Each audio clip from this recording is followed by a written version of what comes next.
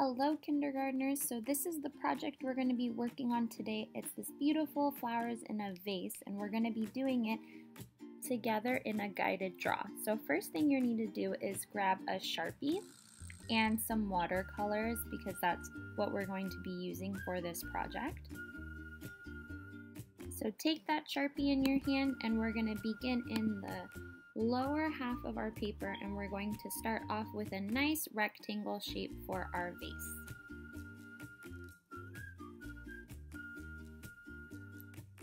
Once you have your rectangle, you want to draw 3 circles above your rectangle, one off to the left hand, one in the middle, and one on your right side. They can be different sizes, they don't have to be perfectly the same.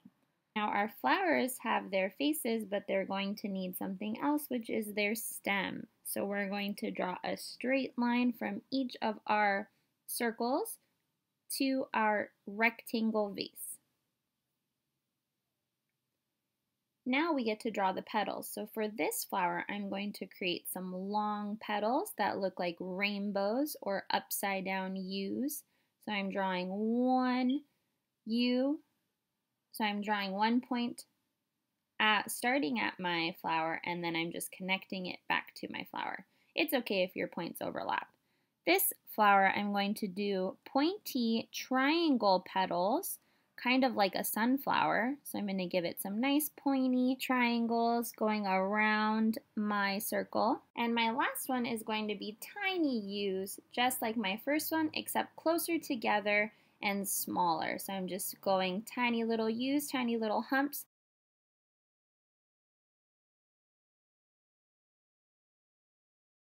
Now that I have my vase all set, I want to draw the table that it is sitting on. So what I'm going to do is draw that flat table. So I'm going to draw that flat table on either side of my vase. Then I'm going to take my Sharpie and start to draw a pattern on the inside of my vase using squiggly lines and polka dots to create an interesting pattern. You can draw whatever pattern you want. It does not need to look like Mr. Vase's. Remember to make these super creative and interesting. So if you like squiggly lines, you can use squigglies. If you like curly cues, you can use curly cues.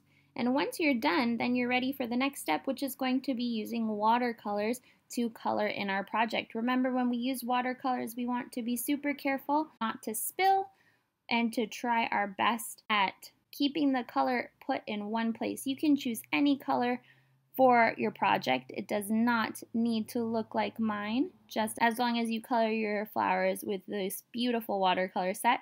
If you don't have watercolors at home, you can always use crayons or colored pencils, even markers to color this wonderful vase with some flowers in it.